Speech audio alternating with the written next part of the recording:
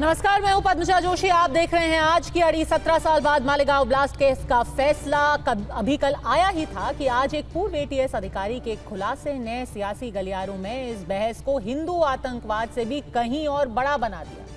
क्यों? क्योंकि दरअसल महाराष्ट्र एटीएस के एक पूर्व अधिकारी महबूब मुजावर मालेगांव ब्लास्ट केस की जांच को लेकर उन्होंने एक बहुत बड़ा दावा किया है। उन्होंने कहा कि जब वो केस की जांच कर रहे थे तभी उस वक्त के पुलिस कमिश्नर परमवीर सिंह ने उन्हें आदेश दिया कि संघ प्रमुख मोहन भागवत को उठाकर लाओ, लेकिन मुजावर ने इसे मना कर दिया, जिसके बाद उन पर कई मामले दर्ज कर दिए गए और उन्हें जेल भी भेजा गया। सबसे पहले मुजावर ने क्या कुछ कहा है उसे सुन लीजिए। जो मेरे वरिष्ठ अधिकारी है, मेरे बॉस जो थे परमवीर सिंह थे और उसके ऊपर के अधिकारी थे, उनका आदेश था उनको मोहन भागवत को उठा के लाओ, ऐसा था। और तब उस वक्त भगवा आतंकवाद का कंसेप्ट चल रहा था मीडिया के अंदर, और ये जो झूठे काम करने के लिए मेरे बोला तो मैंने नहीं किया। उसकी मेरे को सजा मिली, झूठा काम नहीं करने से मेरे को अटक किया गया, जेल में डाला गया।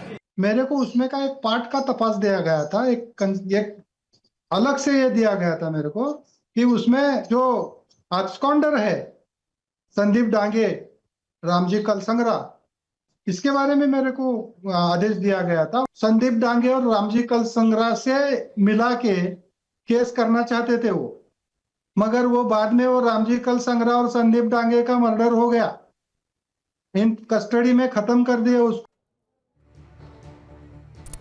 लेकिन जो पूर्व अधिकारी इस तरह का दावा कर रहा है उसका प्रोफाइल क्या है, यह भी जान लेना बेहद जरूरी है। दरअसल महबूब मुजावर महाराष्ट्र पुलिस के एक सेवानिवृत्त इंस्पेक्टर हैं, जिन्होंने महाराष्ट्र एंटी टेररिज्म स्क्वाड यानी कि एटीएस में अपनी सेवा दी है। वो 2008 के मालेगांव बम धमाके मामले की शुरुआती जांच में शामिल थे। उनके पिता पुलिस अधिकारी थे और उनके दादा द्वितीय विश्व युद्ध में लड़ चुके थे, जिससे उनकी पृष्ठभूमि में सेवा और अनुशासन की परंपरा रही है। मुजावर एटीएस में एक जूनियर अधिकारी थे जो तत्कालीन मुंबई पुलिस आयुक्त परमवीर सिंह के नेतृत्व में जांच टीम का हिस्सा कुछ वक्त तक बने। कल तक अभी बात हिंदू आतंकवाद को लेकर के ही हो रही थी कि किस तरीके से एक साजिश रची गई कि देश में एक माहौल बनाया जाए हिंदू आतंकवाद का, कि उसको और भी बड़ा खतरा बताया जाए। लेकिन मुजावर ने अब जो ये दावा किया है उसके बाद आज वो चर्चा बहुत आगे निकल गई है, क्योंकि बात अब आरएसएस प्रमुख मोहन भागवत की गिरफ्तारी की नहीं, उन्हें उठाने वाले खुलासे को लेकर है। पहले यह भी कहा जा चुका है, जो और लोग इस केस में शामिल थे उन्होंने ये भी दावा किया है कि मोहन भागवत अकेले ही नहीं थे जिनको फंसाने की कोशिश की जा रही थी। योगी आदित्यनाथ के खिलाफ भी इस तरीके का एक षड्यंत्र रचा गया था। तो ऐसे में बीजेपी ने इस मुद्दे पर एक बार फिर से कांग्रेस पर हमला करना शुरू कर दिया, क्योंकि याद रखिए उस वक्त राज्य में यानी कि महाराष्ट्र में और केंद्र में दोनों जगह ही कांग्रेस की सरकार थी। जवाब में विपक्ष ने यानी कि कांग्रेस की जो नेतृत्व है वो सीधे तो इस मुद्दे पर बोलने से बच रहा है, लेकिन जो क्षेत्रीय नेता हैं कांग्रेस के, उन्होंने कहा है कि ये दावा सच ही नहीं है, क्योंकि अब तक ये अधिकारी चुप क्यों थे ये भी बहुत बड़ा सवाल है। इन्होंने अभी तक क्यों चुप्पी साधे रखी है, इसका खुलासा भी उन्हें करना चाहिए। उस समय की कांग्रेस सरकार की विंडिक्टिव एटीट्यूड को देखिए। जबरन किस प्रकार से भारतीय जनता पार्टी और जो लोग हिंदू धर्म को मानते हैं और संघ के उच्चस्थ स्थान पर, उच्च पदवी पर जो लोग आसीन हैं, किस प्रकार से उनको अपमानित किया जाए, उनको गिरफ्तार किया जाए, उनसे बदला लिया जाए, इस प्रकार के विंडिक्टिव एटीट्यूड के साथ उस समय की कांग्रेस पार्टी काम कर रही थी, और यह सब कुछ गांधी परिवार के कहने पर हो रहा था। आतंकवादी आतंकवादी होता है, वो न भगवा होता है न हरा होता है, वो आतंकवादी होता है। और आतंकवादी को आतंकवादी नज़र से ही देखना चाहिए। वो आतंकवादी है ऐसा समझ के उनके खिलाफ कार्रवाई करना बहुत ज़रूरी है। अभी ये सरकार 2014 में आने के बाद सब बदल हो गया है, ये ध्यान में रखिए। और साध्वी जी को जब 19 का इलेक्शन का टिकट दिया गया तब ये साफ हो गया था कि वो ये अभी सब मामला ख़त्म हो जाएगा और ये कुछ हुआ नहीं ऐसा दिखाएंगे। तो बाकी के लोगों को पकड़ा था, वो उसमें भी अपने दबाव में नहीं आना चाहिए था। अगर आपके पास एविडेंस नहीं थे तो उनको क्यों पकड़ा था? अगर आपने उनको पकड़ा था तो आपने कोर्ट में एविडेंस देने की आवश्यकता थी, और वो एविडेंस आपने नहीं दी, इसीलिए सभी आरोपी बरी किए हैं। तो मुझे लगता है कि तब के सरकार की भूमिका ठीक नहीं थी। उन्होंने मतलब मोहन भागवत जैसे एक बड़े नेता को, जो आरएसएस के प्रमुख है, ऐसे नेता को पकड़ने के संबंध में सूचना देना बिल्कुल ठीक नहीं था। आजकल हर एक संस्था का राजनीतिकरण हो रहा है, और संस्थाएं जब राजनीतिक लोग, सरकारें अपने हिसाब से बयान दिलाया करती हैं, तो मुझे नहीं लगता इस बयान में कोई सच्चाई होगी। 2008 का षड्यंत्र है, ये सभी के सामने अब खुल चुका है। और उस समय की जो सरकार है, इस सरकार ने वोट की राजनीति के लिए हिंदू टेरर और भगवा आतंकवाद ये शब्द तैयार किए थे। हिंदुत्ववादी और राष्ट्रीय स्वयंसेवक संघ के अधिकारी पदाधिकारी, इनको टारगेट करने का ये षड्यंत्र था। एजेंसीज के ऊपर कोई दबाव सरकार का होना नहीं चाहिए। निष्पक्षपात से उन्होंने काम करनी जरूरी है, और सरकार, अगर कोई भी सरकार हो, इस तरह की बात करती है और जो अधिकारी इतने सालों के बाद कह रहा है, उसके ऊपर भी देखना चाहिए कि भाई उस वक्त आपने क्यों नहीं ये किया।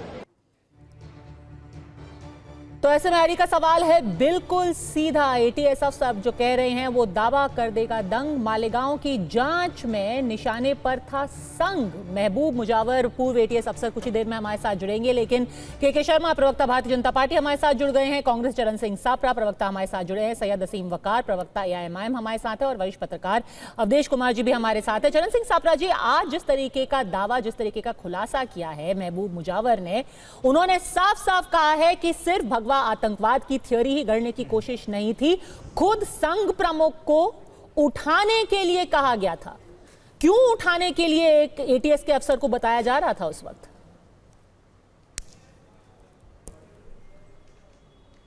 देखिए पद्मजा जी, सर्वप्रथम तो मैं ये एको आ रहा है, प्लीज ये एको 10 सेकंड में ठीक कराता हूं, आप बोलिए, आप बोलिए प्लीज।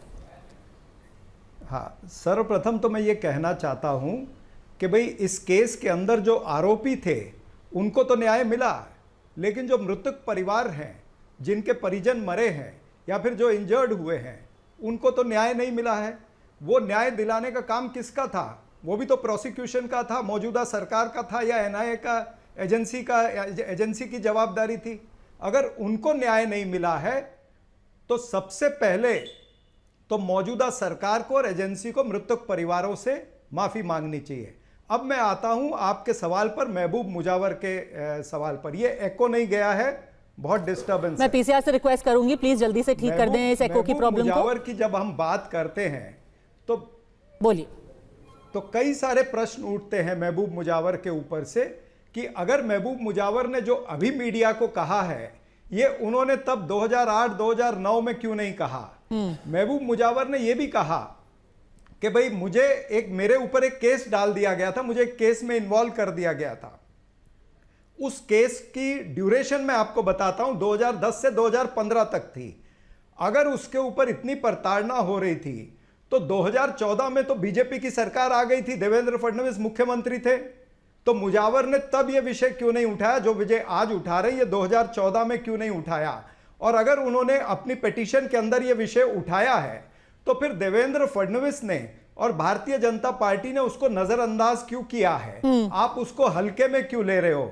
और अगर आज भी मुजावर ने यह बात कही है तो निश्चित रूप से उसके ऊपर इन्वेस्टिगेशन होनी चाहिए, उसके तह तक जाना चाहिए, दूध का दूध पानी का पानी होना चाहिए। नहीं, बिल्कुल इन्वेस्टिगेशन तो होगी, लेकिन इस तरीके का षड्यंत्र किया क्यों गया, ये बड़ा सवाल है। क्योंकि देखिए उनके शब्दों पर ध्यान दीजिए, वो कह रहे हैं कि ये नहीं कह रहे हैं कि गिरफ्तार करने का ऑर्डर था, ये कहा था मोहन भागवत को उठा करके ले आइए। यानी कि एक तरीके से ज्यादा सिनिस्टर है ये, उनको इल्लीगली, गैर कानूनी तौर पर उठाने के आदेश दिए गए थे। क्यों? मोहन भागवत को उठवा करके क्या करने की साजिश थी? नहीं, ये एको अभी भी नहीं गया है। माफ करना, मैं बार बार कंप्लेन कर रहा हूं, ये एको सीधा जी बिल्कुल नहीं, आपको तकलीफ हो रही होगी, मैं समझ सकती हूं। क्या ये ठीक हो सकता है? देखिए, हाँ जी बताइए चरण सिंह जी। इसमें जो महबूब मुजावर है, इसकी तुरंत इन्वेस्टिगेशन होनी चाहिए। मैंने आपको पहले भी कहा, ये उसमें यह भी सिद्ध हो जाएगा कि उठा के लाने के लिए कहा या केस के अंदर कोई इन्वॉल्वमेंट थी या नहीं था, ये सारी चीजें उसमें क्लियर हो सकती है। अच्छा। सवाल इतना ही है कि महबूब मुजावर जो है इतने सालों के बाद क्यों बोल रहे हैं? तब भी भारतीय जनता पार्टी की यानी डबल इंजन की सरकार थी, तब तो 2014 ठीक है, आप उनकी नियत पे ही सवाल उठा रहे हैं। मैं आपका जल्दी से एको ठीक करवाती हूँ, तब तक ये सवाल मैं केके शर्मा से पूछती हूँ। आपको डिस्कनेक्ट करवा के फिर से ये एको ठीक कराएंगे। केके शर्मा जी बताइए, ये अचानक से क्यों अवतरित हुए हैं महबूब मुजावर? क्या आपने इनको सेटअप तो नहीं किया ये सब चीजें बोलने के लिए, कांग्रेस को फंसाने के लिए? मैं 2 प्रश्नों का उत्तर देता हूँ पद्मजा जी।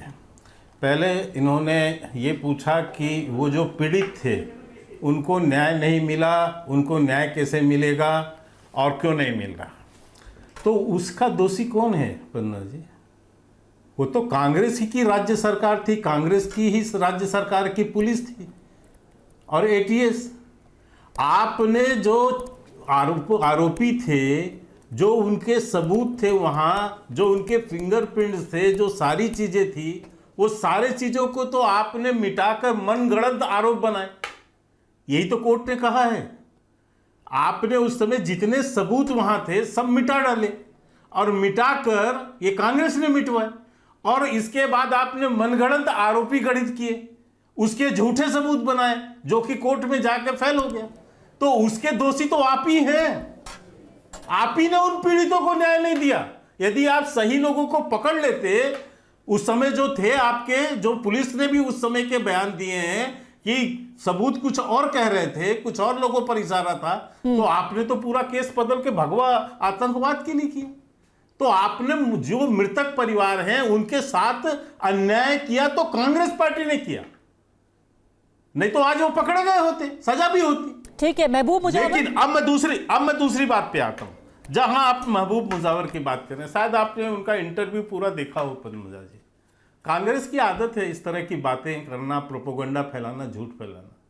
उन्होंने क्या कहा है? उन्होंने कहा है कि जब मेरे को ये आदेश दिया गया और मैंने आदेश की मानना नहीं की तो मुझे हटा दिया गया, मेरे ऊपर एक फर्जी केस लादा गया और मेरा मामला न्यायालय पे चल रहा था। न्यायालय पर मैंने धारा, यदि मैं गलत नहीं हूं, धारा कोर्ट कर रहा हूं, तो 317 के तहत मैंने सारे बयान दिए हैं, कोर्ट में दिए हैं, और आज नहीं दिए हैं, 10 साल पहले दिए हैं, उसके पहले भी दिया हूं। उसका कहना है उसके पहले भी बोला हूं, कोर्ट में भी मैंने दर्ज कराए, सारे मामले हैं भैया। आपको अपनी खाल बचाने के लिए आपकी बखिया उघड़ रही है चरण सिंह सापरा साहब, समझ रहे हैं आप?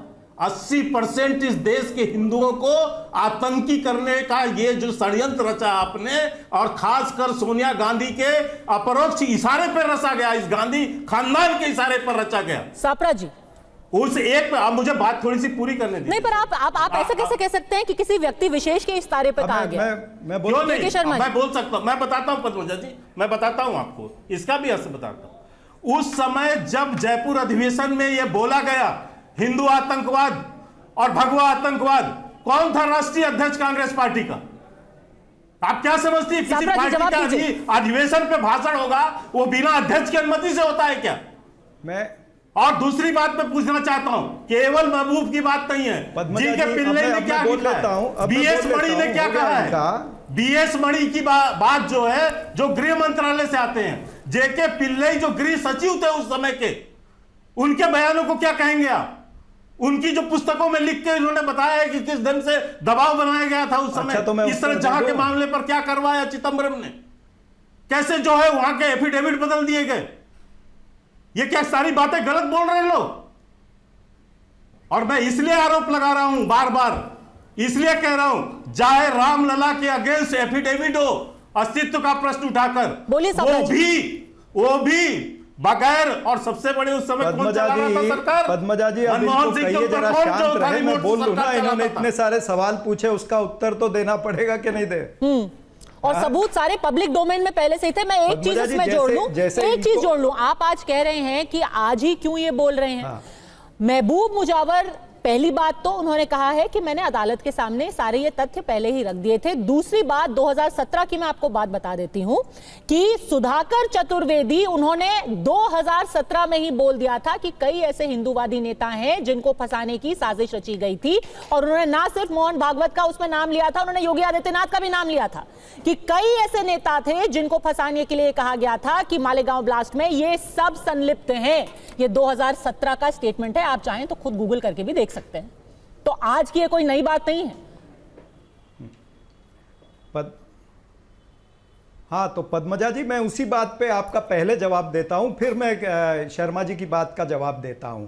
देखिए, जिस तरह से आपने चतुर्वेदी जी का नाम लिया या फिर ये मुजावर की बात हो रही है, 2017 में भी तो भारतीय जनता पार्टी की सरकार थी ना, हमारी सरकार नहीं थी, डबल इंजन की सरकार चल रही थी। भाई, जब चतुर्वेदी जी बोल रहे थे तब भारतीय जनता पार्टी के राज्य के और केंद्र के नेतृत्व ने उसको नजरअंदाज क्यों किया? ये हमारी गलती नहीं है भाई। इनके अंदर ये क्यों हल्के में लेते हैं ऐसी सीरियस बातों को? या इनके अंदर आपस उस वक्त ये मामला एनआईए कोर्ट में चल रहा था, अगर उस वक्त की सरकार ने संज्ञान ले लिया होता तो आप कहते कि देखिए जुडिशियल प्रोसेस को अफेक्ट करने की कोशिश कर रहे हैं कि आप मामले में अपनी टांग अड़ा रहे हैं। नहीं, अब जब पूरा फैसला आ गया है एनआईए कोर्ट से, अब मेरी बात पूरी होने दीजिए ना। पद्मजा जी मुझे इंसाफ दीजिए ना। आपने उनको, बीजेपी के प्रवक्ता को टोका नहीं, मुझे क्यों टोक रहे? मेरी बात सुन लीजिए। ये एक बात हो गई कि जो डबल इंजन की सरकार है ये उसकी कमजोरी थी, उन्होंने नजरअंदाज किया। अब मैं आता हूं ये वाले मालेगांव वाले मामले पे। मैं आपको बताऊं, इसको दो एजेंसियों ने इन्वेस्टिगेट किया। पहले एटीएस ने इन्वेस्टिगेट किया। 2009 में एटीएस ने चार्जशीट फाइल करी, रोहिणी सालियन ने चार्जशीट फाइल करी, और रोहिणी सालियन ने 2015 तक जितने एफिडेविट दिए, वो सारे एफिडेविट थे, जितने भी एविडेंस दिए वो सारे एविडेंस सुप्रीम कोर्ट ने अपेल्ड किए, उन्होंने वो मान्य किए। फिर 2015 के अंदर रोहिणी सालियन को एनआईए के एक बड़े अधिकारी ने कहा कि भाई आपको स्लो जाना है, उन्होंने एफिडेविट दिया कोर्ट के अंदर। कोई ऐसे वर्बली नहीं बोला जैसे मुजावर अभी बोल रहे हैं, उन्होंने एफिडेविट दिया कोर्ट के अंदर कि मुझे प्रेशराइज किया जा रहा है। और वो प्रोसेस 2016 तक चला। 2017 में रोहिणी सालियन को इस केस से बाहर कर दिया गया। 2016 में फिर एनआईए ने ये चार्जशीट सप्लीमेंट्री फाइल करी है। अब सप्लीमेंट्री चार्जशीट फाइल करने से पहले उन्होंने फिर पूरी एबीसीडी से तहकीकात की, उन्होंने सारे जितने विटनेस थे सबको इन्वेस्टिगेट किया, और 36 सुनिए इंपॉर्टेंट है, हाँ। 36 विटनेस जो थे वो होस्टाइल हो गए।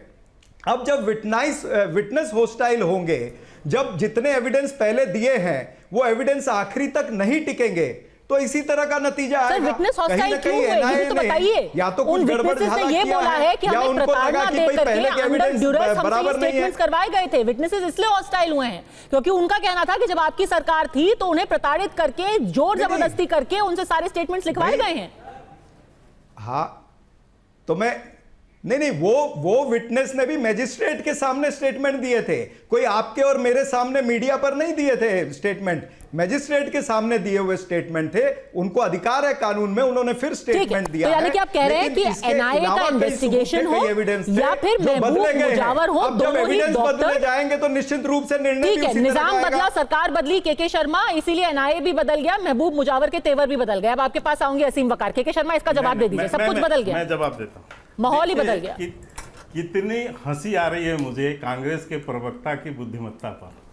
शायद ये समझ रहे हैं कि आपके करोड़ों दर्शक, अरे हंसी नहीं है, सच्चाई है। मैं बताता हूं सच्चाई है जो मैंने बोली है। आपकी बुद्धिमानी पर मैं प्रश्न, रोहिणी सैलियन ने नहीं दिया था। पद्मजा जी थोड़ा सा मैं आपसे संरक्षण चाहूंगा। पद्मजा जी बोलिए। देखिए अभी इन्होंने क्या, बोलिए। हाँ मैं बताता हूँ। इन्होंने कहा कि सालियान जो वकील थी उसने हलफनामा दिया कोर्ट के अंदर, हलफनामा दिया है, बयान नहीं दिया है, ये कहा। मुजाविर साहब ने क्या किया? ये तो वहां पर कोर्ट के अंदर बकायदा धारा 370 के तहत जो है, 17 के तहत अपने बयान दर्ज कर रहे हैं कोर्ट के अंदर।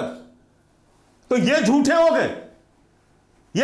गए, जो उन्होंने कोर्ट के अंदर अपना बयान दिया है। अरे भाई मैं दूसरी हंसी की बात ये है, और सुनिए सुनिए सरकार, अरे साहब आपके ही शासन में कराए होते। एक बार शांति रखिए साहब, क्यों बैठे? अरे करोड़ों दर्शक विवेक से अपना निर्णय कर लेंगे, मुझे रखने दीजिए विषय। दूसरी बात मुझे समझ नहीं आता विधि का, यहाँ कोई विशेषज्ञ हो तो बताएगा। किया है मुजावर, एक बार भैया शांति रखो ना, इतनी मिर्ची क्यों लग रही है? क्यों नहीं लिया? ये बदतमीजी क्यों कर रहे हो? ये बदतमीजी क्यों कर रहे हो? ये बदतमीजी का कारण क्या है? बौखलाहट क्यों है? कि ये बौखलाहट क्यों है? अपनी मूर्खता पे हंसी आ रही है तुम्हें। संज्ञान जो है आपको अपने मूर्खता पर, आपकी अपनी मूर्खता जब जाहिर हो रही है, अब बता रहा हूं मैं। आप सुनो भाई, शांति मूर्ख तो आप है, शांति रख रहे हो भाई, शांति रख। अगर मूर्खतापूर्ण बातें कर रहे हैं, अब इनको थोड़ा शांत कराएंगे। मैं इतना ही कह रहा हूं कि अगर उन्होंने रिटर्न दिया, ठीक है सर, आपने अपना पॉइंट रख लिया है, अब 30 सेकंड में उनको बात पूरी करने दीजिए ताकि बाकी दोनों गेस्ट पर हम जा सके, नहीं तो यही होता रहेगा। सुनिए सर, दूसरी बात मैं कहता हूं कि मैं चाहूंगा संज्ञान क्यों नहीं लिया अगर रिटर्न में मुजावर ने दिया तो? इतना अरे संज्ञान कोर्ट पे मामला चल रहा है भैया, क्यों परेशान हो? आप शांति रखो। तो मैं दूसरी बात कोर्ट में नहीं ले सकते हम, कोर्ट का मामला होगा, सरकार नहीं लेगी उस समय। अधिकारी किस लिए है? आप कोर्ट के समय नहीं लेगा, उस समय नहीं लेंगे संज्ञान, समझ गए आप शांति रख लीजिए। अब पद्मराज जी ये बदतमीजी कर रहे हैं, ये आपके डिबेट को डिरेल करना चाह रहे हैं, क्या कि इनकी बातें जो है इनकी मूर्खता साबित ना हो। अब मैं अगली बात पर आता हूं, मैं आपके संज्ञान से इनका आपको साउंड डाउन करना पड़ेगा, नहीं तो ऐसे नहीं चलेगा। अब एक चीज सुनिए, मैं शायद यहाँ कोई विधि विशेषज्ञ हो तो उससे जरूर पद्मराज जी आपके ये चैनल पे भी होंगे, आप सलाह ले लीजिए। जब कोई चार्जशीट फाइल होती है, देखिए इन्होंने प्रश्न कहाँ उठाया, न्यायालय के प्रक्रिया पर, न्यायालय के विवेक पर, उनके निर्णय पर। कैसे उठाया वो बताता हूँ। जब कोई चार्जशीट जो है दायर हो जाती है, इन्होंने कहा उसके बाद इनकी सरकार आई, इन्होंने सप्लीमेंट्री चार्जशीट दायर कर दिया। तो जो पुराना चार्जशीट है उसमें जो तथ्य हैं क्या वो न्यायालय के संज्ञान में नहीं होंगे? और क्या उसको बदला जा सकता है? और क्या न्यायालय उस पे आधार पर निर्णय नहीं करेगा? सप्लीमेंट्री चार्जशीट पर तो अलग से कोई और तथ्य जोड़ा जाता है, उसमें पुराना चार्जशीट को वैकेट नहीं कर दिया जाता है। ये इनकी मूर्खता है। इनको विधि का भी ज्ञान नहीं है, न्यायालय की प्रक्रिया का भी ज्ञान नहीं है, केवल यहां झूठ बोलना है। ठीक है, क्या उस चार्जशीट को वापस लिया गया है क्या? उस पे सप्लीमेंट्री ऐड होता है तो इसका मतलब होता है कि आप उसमें कुछ और जो खोज से आता है वो जुड़ता है, लेकिन पुराने तथ्य तो वो तो न्यायालय के सामने है, वो सबूत कौन हटा सकता है? नहीं, पर अब के शर्मा जी, हम बार बार ये महबूब मुजावर का जो नया एंगल है उसकी बात कर रहे हैं। एक सेकंड सर, देखिए अब फैसला आ गया है न्याय कोर्ट से, अब इसको अगर अपील की जाएगी पूरी वहां पर बहस होगी। यहाँ पे टीवी पे हमारे बहस करने से कुछ हासिल नहीं होने वाला। अब हम पूरा जो हो गया प्रक्रिया उसकी यहाँ पर बाल की खाल निकाल करके कुछ हासिल नहीं करेंगे। लेकिन मैं के शर्मा, एक सेकंड प्लीज सर, एक सेकंड, 30 सेकंड नहीं है ना, असीम वकार ने तो 30 सेकंड करके 30 मिनट बैठ के चले जाएंगे। तो मेरे को एक सवाल और पूछ लीजिए के शर्मा जी कि अगर इतनी गहन साजिश हो रही थी मोहन भागवत के खिलाफ, योगी आदित्यनाथ के खिलाफ, बाकी आरएसएस संघ के नेताओं और बीजेपी के नेताओं के खिलाफ, तो आपकी सरकार केंद्र में और राज्य में जब बनी तो आपने क्या किया उसके खिलाफ? उनको कम से कम कुछ तो इसकी जांच करना, इसका संज्ञान लेना, कुछ किया क्या आपने? नहीं, एटीएस का आज जब कल जब न्यायालय का निर्णय आया है, उसके पहले यदि हम कुछ भी इंटरफेरेंस करेंगे तो ये कहा जाएगा स्वाभाविक रूप से कि सरकार हस्तक्षेप कर रही है न्याय प्रक्रिया में। अब जब ये सारा चीज खुल के आ रहा है तो निश्चित रूप से इसको केंद्र सरकार संज्ञान में लेगी और ये देखेगी कि इसके अंदर आज ये खुल के आ रहा है ना कि पी चिदम्बरम, शिंदे और कहीं ना कहीं अपरोक्ष रूप से सोनिया गांधी, ये सारे तथ्य जुड़ रहे हैं कि किस तरह से देश के 80% हिंदुओं को आतंकवादी बनाने के लिए, साबित करने के लिए, और यही नहीं भारत में जहां हिंदू बहुसंख्यक है उस भारत को बदनाम करने के लिए, उसको आतंकवादी स्टेट साबित करने के लिए ये सारा काम कर रहे थे। और ये काम मनमोहन सिंह ने सरमल शेख में भी जाके किया। सरमल शेख का जो निर्णय था उसमें जो माना मनमोहन सिंह जी ने उस समय कि हाँ पाकिस्तान भी पीड़ित है और कहीं ना कहीं दोनों पीड़ित हैं, ये करके जो बरोबरी पे लाया, ये भी तो देश को नीचा गिराना। अभी मालेगांव तक की बात रखते हैं, लेकिन अगर आप ये अश्योरेंस दे रहे हैं असीम वकार, ये तो जांच हो ही जानी चाहिए ना कि क्या कुछ लोगों को नुकसान पहुंचाने की भी कोशिश की जा रही थी? क्या मोहन भागवत को उठा लेने के बाद किसी तरीके से क्या उन्हें नुकसान पहुंचाने की साजिश थी? क्या ये सिर्फ साजिश एटीएस के लेवल पर ही हो रही थी या इसमें बाकी लोगों का भी आदेश था? ये जांच तो हो ही जानी चाहिए ना, देश को पता लगना चाहिए। नहीं, देखिए ये बहस बहुत वाइड है, बड़ी बहस है ये। लोगों ने मुझसे कहा कि देखिए सब बेगुनाह छूट गए, इसका मतलब कोई सबूत नहीं था, सब बेगुनाह थे, गलत फंसाए गए।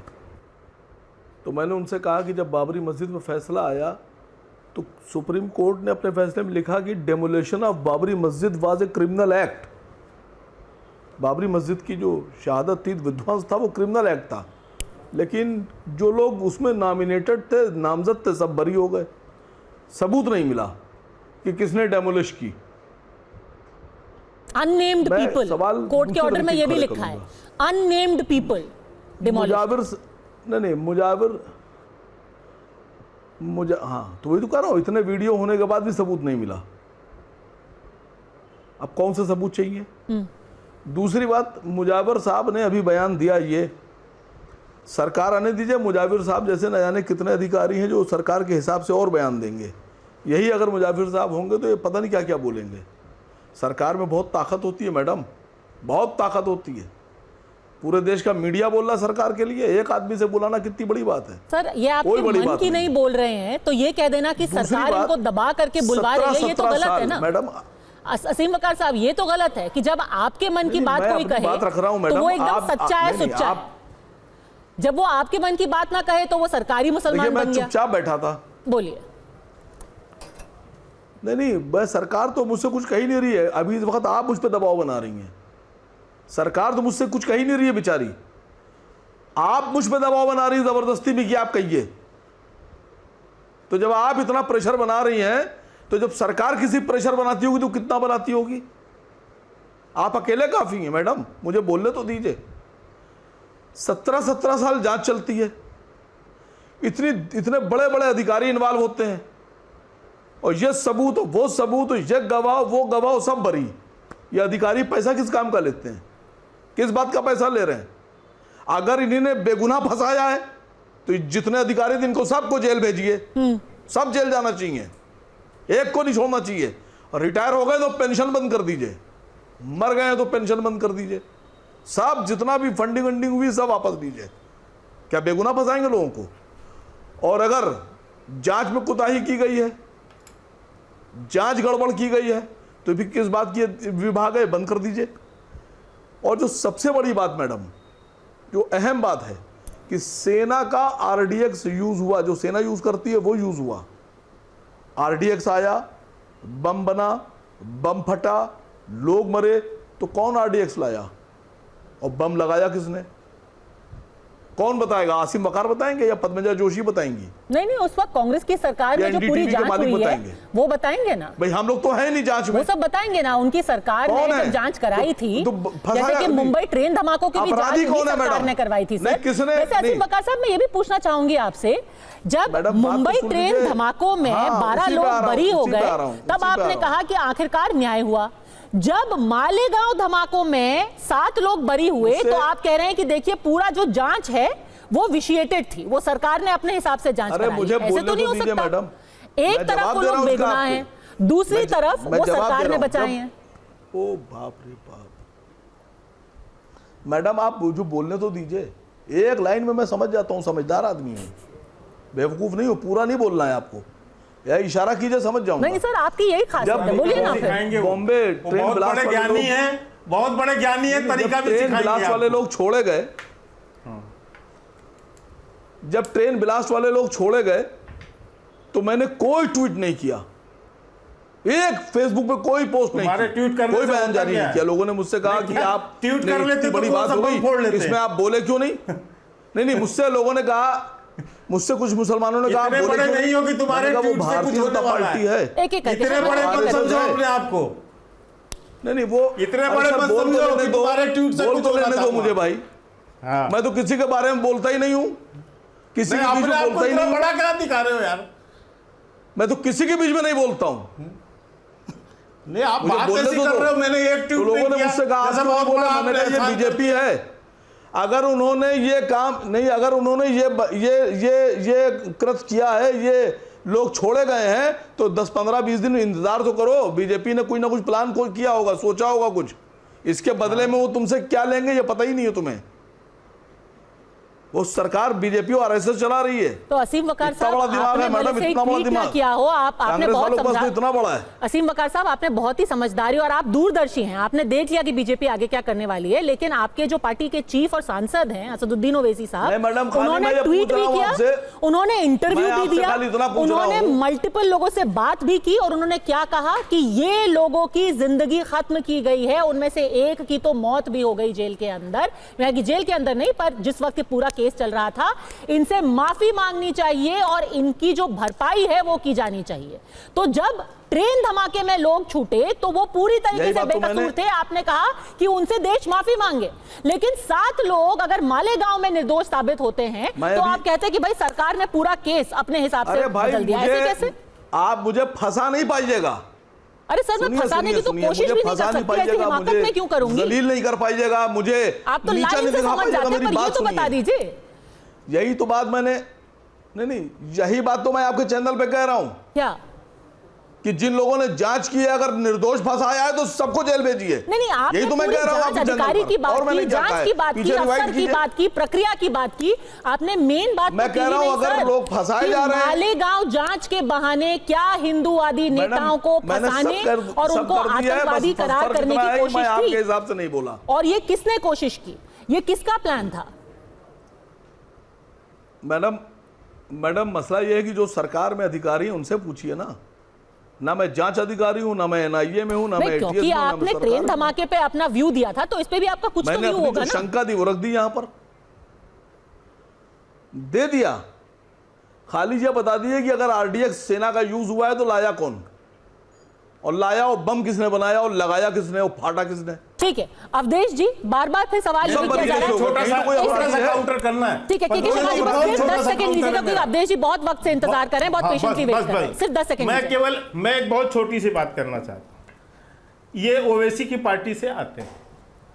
ओवैसी के छोटे भाई ने इस देश के अंदर बयान दिया कि 15 मिनट के लिए पुलिस हटा दो, फिर हम मुसलमान बता देंगे क्या हुआ। ये बयान आया था, ये बयान सारे चैनलों में चला, सारे जगह इसके फुटेज चले, और बाद में ओवैसी के छोटे भाई सबूतों के अभाव में बरी हो गए। इनके भाई सबूतों के अभाव में बरी कर दिए गए, सबूतों के अभाव में ही बरी हुए हैं ना। वो क्या कहना चाहते हैं वसीम साहब? सबने देखा था ना इस देश में, आपकी वहां सरकार थी, आपके मतलब आपके सहयोगियों की सरकार थी, और उसी में सबूतों के अभाव में वो बरी हो गए। तब न्यायालय पे आपने कोई बात नहीं बोली। आज आपको बड़ा ज्ञान आ गया है, ब्रह्मज्ञानी हो गए आप। तब तो नहीं कहा आपने कि क्या सबूत क्यों नहीं थे, सारे टीवी चैनल पे चले हैं, सबके सामने जनसभा में बोला गया बयान है। ये दोगला चरित्र जो है ना, ये मत लाइए। और आपकी पार्टी वो पार्टी है जो कानूनी सलाह देने की बात करती है। ठीक है, अब बड़ी बड़ी बातें करना बंद कीजिए।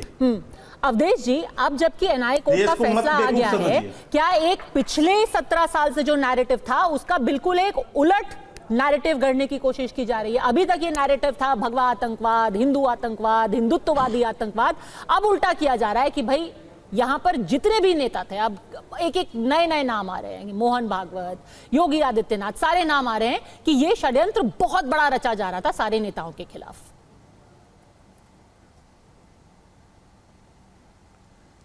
नहीं, ये कोई नया नाम आज नहीं आया है। जिन लोगों ने मालेगांव ब्लास्ट के पूरी जांच पर दृष्टि रखी है, न्यायालय में गवाहों के बयान पर दृष्टि रखी है, उनको मालूम है कि ये सब बातें न्यायालय के अंदर कही गई है। प्रज्ञा ठाकुर जो अपने शिष्य के बारे में बात कर रही थी, जिसको पीट रहे थे, कहे कि प्रज्ञा ठाकुर को पीटो, तुम आरएसएस के लोगों का नाम लो, वो तो न्यायालय, सारे बयान न्यायालय में है। योगी आदित्यनाथ जी का नाम न्यायालय में है, मोहन भागवत जी का नाम न्यायालय में है, वो सारी बातें हैं बाहर, लोग पब्लिक डोमेन में है। ये अब चूंकि फैसला आ गया है, ये कोर्ट के पार्ट है, उस फैसले में लिखा है कि इसने ये कहा है, तो हम उस पर चर्चा कर रहे हैं। देखिए पद्मजा जी, इसको मैं समझता हूं कि शायद विश्व में भारत इस मामले में अकेला देश होगा जहां जिस राजनीतिक प्रतिष्ठान के जिस पॉलिटिकल लीडरशिप पर उसके मातहत काम करने वाले अधिकारियों पर देश की सुरक्षा की जिम्मेवारी है, वो आतंकवाद के एक मामले पर, क्योंकि आतंकवाद देश पर हमला माना जाता है, उस मामले को और राजनीतिक हित से कि हमको मुस्लिम वोट मिल जाएगा, उसके लिए पूरा, क्योंकि वहां के पुलिस के पुराने पुलिस को बेसिक चीज के जांच में संकेत मिलने लगे थे, उसको पूरा टर्न देकर के कि आरएसएस और बीजेपी को समाप्त करने का यह आधार है।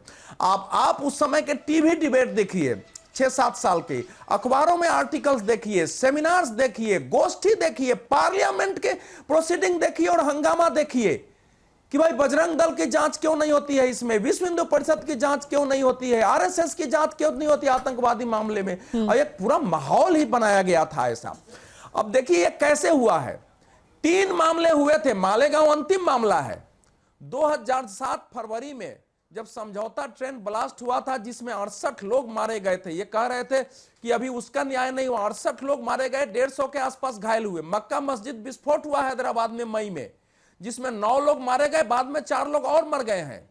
इन तीनों मामलों को मालेगांव को मिला करके और इन्हीं सारे को असीमानंद से लेकर सारे को अरेस्ट करना, उनको ले जाना, उनको आरएसएस का नाम लो, और वो सारे मामले बनाए गए थे कि इन तीनों मामलों को उठा करके और हमको जो सुशील कुमार शिंदे ने 2013 में कहा था, एक कल्मिनेशन था कि बीजेपी के शिविर में भी हथियारों की ट्रेनिंग दी जाती है। तो असीम बकार कह रहे हैं ना कि अब सरकार को इन सबके खिलाफ एक्शन लेना चाहिए, जितने भी कर्मचारी, जितने भी पुलिस वाले इसमें संलिप्त हैं, उन सबके खिलाफ एक्शन होना चाहिए। फिर तो आरके सिंह के खिलाफ भी एक्शन होना चाहिए, वो उस वक्त के होम सेक्रेटरी थे, अब वो मंत्री हैं भाजपा की सरकार में।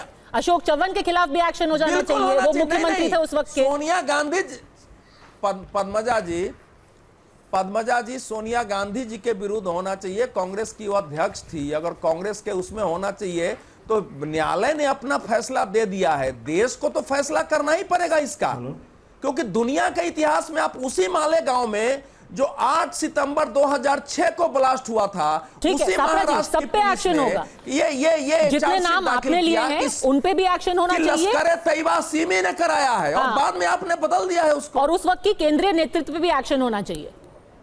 सापरा जी, बिल्कुल उनके खिलाफ जांच होनी चाहिए और उस पर मुकदमे होने चाहिए, पूरा एक आदमी का चेहरा सामने आना चाहिए। इनकी सरकार 11 वर्षों से है, 11 वर्षों से है, और जितने केस इन्होंने अभी बताए हैं, चाहे वो समझौता एक्सप्रेस है, चाहे अजमेर ब्लास्ट है, चाहे मक्का मस्जिद का ब्लास्ट है, ये तमाम सारे केस जो है, इसके ऊपर आज तक सरकार इनकी कार्रवाई क्यों नहीं कर रही? अगर ये गलत निर्णय आए हैं तो फिर भाई तकलीफ तो आपकी है ना, आप कुछ करना नहीं चाहते, खाली आप शूट एंड स्कूट की पॉलिटिक्स खेलना चाहते हो। सर, फैसला तो अभी आया है ना, अब कार्रवाई होगी। चरित्र हनन का काम अगर आप किसी तरीके का षड्यंत्र था, अब आगे कार्रवाई होनी चाहिए। नहीं, ये तो मालेगांव का ना, नहीं, मालेगांव की बात आप कर रहे ना। कोर्ट ने एक ऑर्डर दिया है, पद्मजा जी, कोर्ट ने कहा है कि आरडीएक्स सुधाकर चतुर्वेदी के घर में कैसे आया, इसकी जांच की जाए। मैं कह रहा हूं अवधेश कुमार जी, आपकी बैटिंग हो गई बीजेपी की, अब मैं बोल लूं, सुनिए। देखिए ऐसा है, मैंने यही कहा कि वो केस के निर्णय सुनिए, तो आपको शर्म आनी चाहिए, सुनिए, उस पे भी आपको शर्म आनी चाहिए कि दुनिया में ऐसा कोई देश नहीं होगा जो आतंकवाद के इशू को इस ढंग से किसी संगठन को, किसी को बदनाम करने का करे। यही शर्म नहीं आती है आपको बोलने में, तमीज नहीं है आपको। करकरे जो है वो मेरे श्राप से मरा, शर्म आपको आनी चाहिए। अवधेश कुमार, शर्म करो। हेमंत करकरे के लिए प्रज्ञा ठाकुर, सर हेमंत करकरे को भी नहीं, हेमंत करकरे, जिस सर हेमंत करकरे को आपने पद्म पुरस्कार दे दिया। हेमंत करकरे संगठनों को बदनाम करने में हिंदू आतंकवाद के आप बीजेपी के भक्त नहीं है, अगर बीजेपी के भक्त नहीं, प्रज्ञा ठाकुर बीजेपी के भक्त नहीं है, अगर आप बीजेपी है, नहीं सुनिए, जो पीड़ित है उसकी निंदा हो, जिन लोगों ने पीड़ित किया, जिन लोगों ने पीड़ित किया वो ऐसी कमरे में बैठे रहे। हेमंत करकरे इस साजिश में शामिल था, हेमंत करकरे का पद्म पुरस्कार वापस लिया जाना चाहिए। जो सवाल अभी अपडेट दिए जा रहे हैं ना, वो सवाल किसी और ने भी उठाया था। देश के लिए शहीद हुआ है, आपकी याद ताजा कर देती हूँ। नहीं, हेमंत करकरे ने पूरी साजिश रची थी। चरण सिंह सापरा जी, जो बात आज अवधेश जी कह रहे हैं या जो सवाल आज पूछे जा रहे हैं, 28 अक्टूबर, सर एक सेकंड प्लीज मेरी बात सुन लीजिए, मेरा सवाल सुन लीजिए, मेरा सवाल सुन लीजिए सर। 28 अक्टूबर, अच्छा किसी के लिए प्लीज इस तरीके के नामों का इस्तेमाल मत कीजिए, तथ्यों पर बात करते हैं। एक सेकंड मेरा सवाल सुन लीजिए प्लीज, सबका फेडर डाउन कीजिए, सबका फेडर डाउन कीजिए। 28 अक्टूबर 2008 को सामना में एक लेख छपा था। सामना के लेख में लिखा गया था कि साध्वी प्रज्ञा ठाकुर के खिलाफ पूरी तरीके से एक साजिश रची गई है और एनसीपी इसमें शामिल है। क्यों? क्योंकि उस वक्त गृह मंत्रालय महाराष्ट्र में एनसीपी के पास था और यह लेख सामना में मुखपत्र में शिवसेना के किसने लिखा था? उद्धव ठाकरे ने लिखा था। तो वो भी वही बात कह रहे हैं जो आज अवधेश जी कह रहे हैं। उन्होंने कहा कि there is a game of one upmanship in the police because of which Sadhvi Pragya has been picked up. आपको पता है कि विश्व हिंदू परिषद के दफ्तर के ऊपर राजनीतिक कार्यकर्ताओं ने महाराष्ट्र में उस वक्त हमला किया था और सामना में लिखा गया कि यह पूरी तरीके से एक साजिश रची गई है। महाराष्ट्र की सरकार ने यह साजिश रची है हिंदूवादी लोगों के खिलाफ। सापरा साहब, सामना में यह छपा था, किसने लिखा था सामना में वो लेख?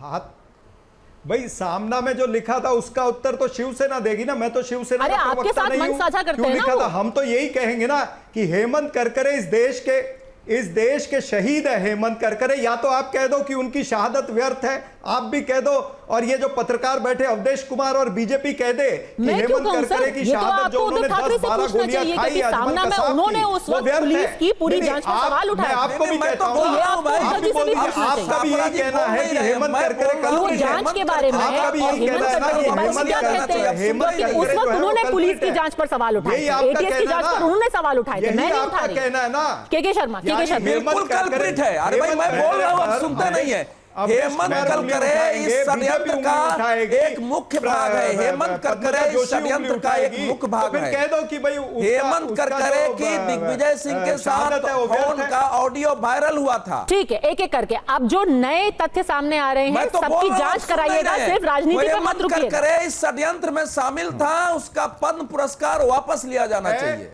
एक सेकंड, सबका फेडर डाउन, आखिरी 30 सेकंड के शर्मा। एक बात कहना चाहता हूं आपको, पन्ना जी, अभी आपने आरके सिन्हा जी का नाम लिया, आरके सिंह। मैं चाहूंगा कि आपकी रिसर्च टीम को, यदि मैं गलत हूं तो आप स्पष्ट कर दीजिएगा, रिसर्च टीम से एक जानकारी ले लीजिए। जो आरके सिंह साहब थे वो होम मिनिस्ट्री में गृह सचिव बने 30 जून 2011 को, 30 जून 2011 को गृह सचिव बने। और जो चिदंबरम साहब का बयान है वो 25 अगस्त 2010 का है, भगवा टेररिज्म का।